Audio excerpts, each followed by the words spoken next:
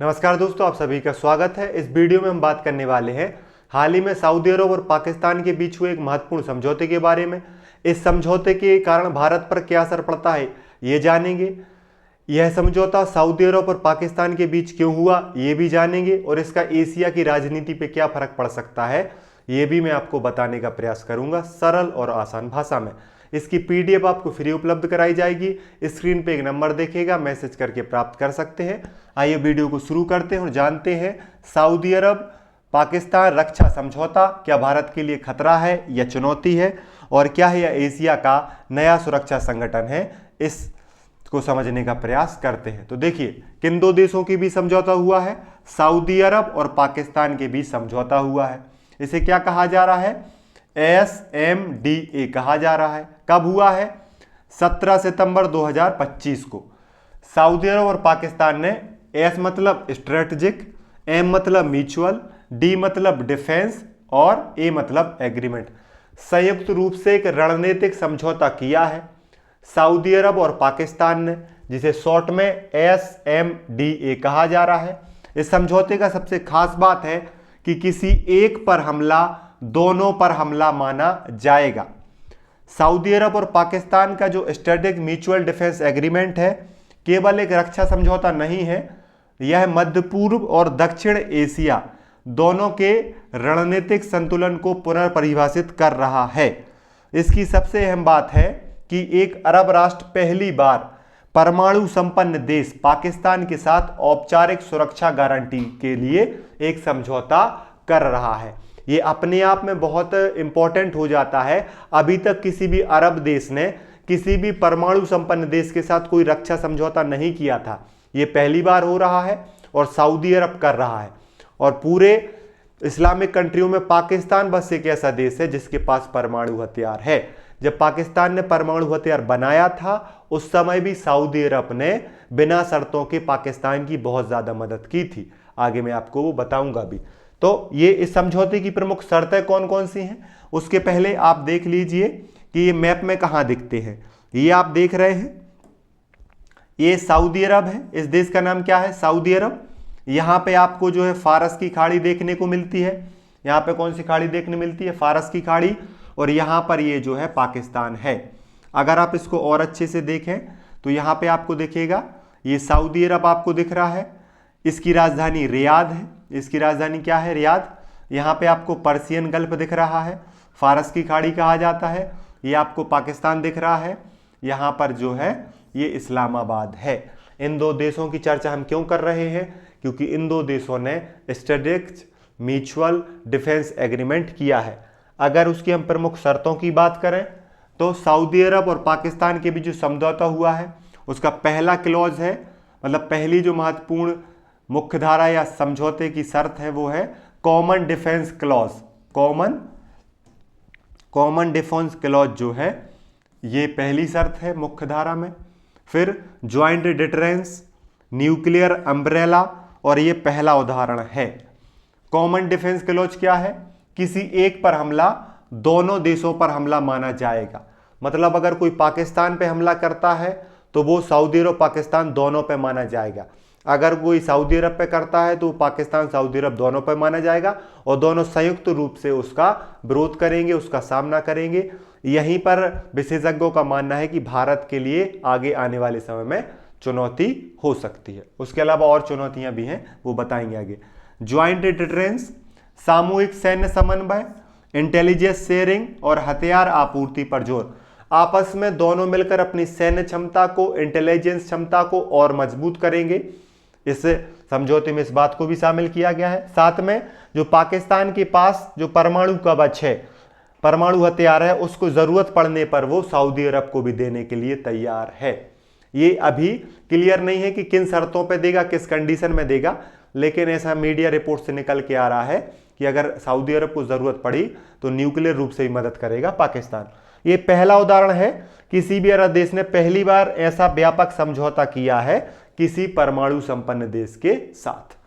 अब देखिए, आपके मन में यह आ सकता है कि इन दो देशों को अभी जरूरत क्यों पड़ी? तो अभी जरूरत अगर आप ध्यान से देखें तो पाकिस्तान की जरूरत अलग है। पाकिस्तान की जरूरत जो है, मतलब ये संबंध है, उसके पहले हम देख लेते हैं कि जरूरत क्यों पड़ी। तो देखो, सऊदी अरब की जरूरत यह है कि क्षेत्रीय अस्थिरता जो चल रही है, इजराइल और कतर का टकराव चल रहा है, ईरान का जो न्यूक्लियर प्रोग्राम चल रहा है, यमन में जो युद्ध चल रहे हैं, ये सारे खतरे सऊदी अरब के लिए खतरे माने जाते हैं। इस वजह से क्षेत्रीय अस्थिरता का सामना कर सके, इस वजह से सऊदी अरब ने समझौता किया है।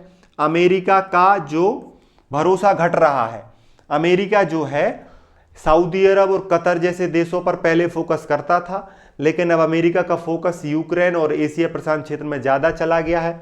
इसलिए खाड़ी देश जो हैं उनको समझ में आ गया कि अमेरिका हमारी मदद नहीं करेगा, हमें खुद ही मदद करनी पड़ेगी। इस वजह से भी ये समझौता किया गया। न्यूक्लियर कवच, सऊदी खुद परमाणु शक्ति नहीं है, जबकि पाकिस्तान न्यूक्लियर अम्ब्रेला रणनीतिक सुरक्षा दे सकता है। इस वजह से भी ये समझौता किया गया है। पाकिस्तान ने क्यों किया? पाकिस्तान आर्थिक रूप से कंगाली पे चल रहा है, आर्थिक रूप से संकट में चल रहा है।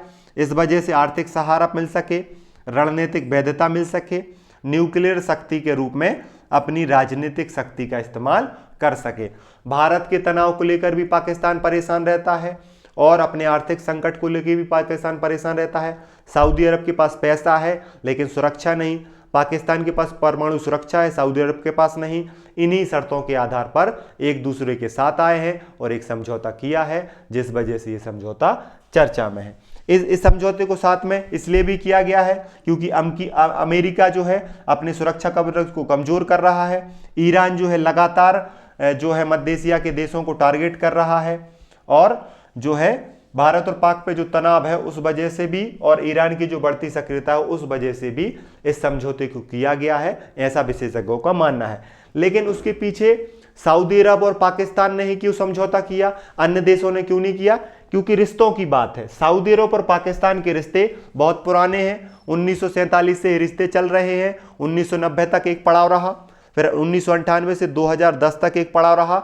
ये सबसे महत्वपूर्ण पड़ाव है। जब पाकिस्तान ने अपना परमाणु परीक्षण किया था तो 4 साल लगातार फ्री में, मुफ्त में जो है तेल दिया गया था। 50,000 बैरल प्रतिदिन मुफ्त तेल दिया गया था सऊदी अरब के द्वारा। अगर सऊदी अरब परमाणु परीक्षण के बाद पाकिस्तान की मदद नहीं करता तो पाकिस्तान कंगाल हो जाता, उस पर प्रतिबंध लगाए गए थे। तो आप समझ सकते हैं कि सऊदी अरब और पाकिस्तान के बीच बहुत ही घनिष्ठ संबंध है, सैन्य संबंध है, रणनीतिक संबंध है। अब उनको इसको समझौते में भी उन्होंने बदल दिया है। साथ में समय समय पर जब भी पाकिस्तान में आर्थिक संकट आया है, जब भी पाकिस्तान में गरीबी आई है, चाइना मदद करे ना करे लेकिन सऊदी अरब जरूर मदद करता है। इसके आप कई एग्जाम्पल दे सकते हैं।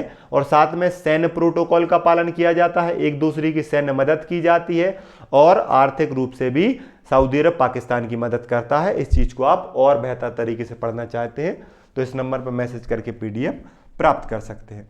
अब अगर हम देखें कि इस समझौते का भारत पे क्या असर पड़ेगा, तो देखिए इस समझौते पर जो सऊदी अरब और पाकिस्तान ने जो समझौता किया है, जिसे स्ट्रेटेजिक क्या बोला जा रहा है, strategic mutual defence agreement SMDA बोला जा रहा है।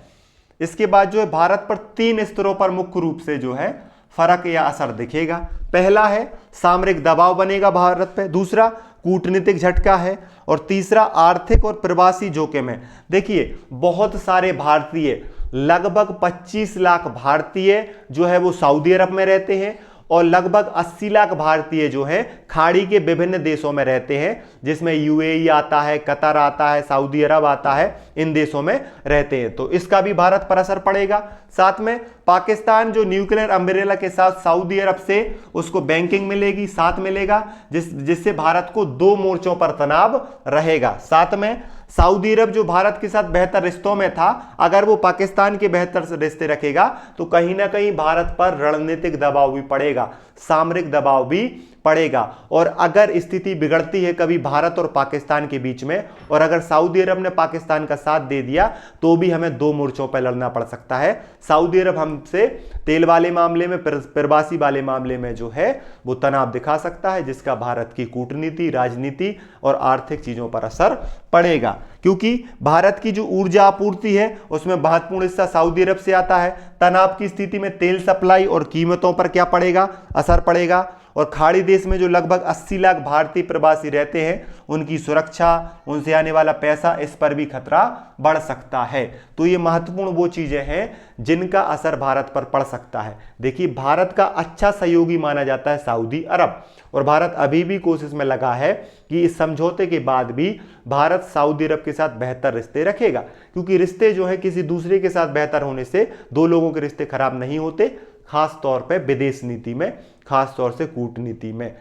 जैसे हमारे चाइना के साथ भी रिश्ते चल रहे हैं, अमेरिका के साथ भी रिश्ते चल रहे हैं। माना कि कुछ रिश्ते ऊपर नीचे हो जाते हैं, लेकिन चलते जरूर रहते हैं, क्योंकि भारत के पक्ष में जो होगा भारत वैसा ही करेगा। आप इस बारे में क्या सोचते हैं, कमेंट करके जरूर बताएं। ये वीडियो यहां तक देखने के लिए धन्यवाद। जय हिंद, जय भारत। कमेंट करके जरूर बताना है कि पाकिस्तान की राजधानी क्या है और सऊदी अरब की राजधानी क्या है। PDF प्राप्त करने के लिए इस नंबर पर मैसेज करें। जय हिंद, जय भारत।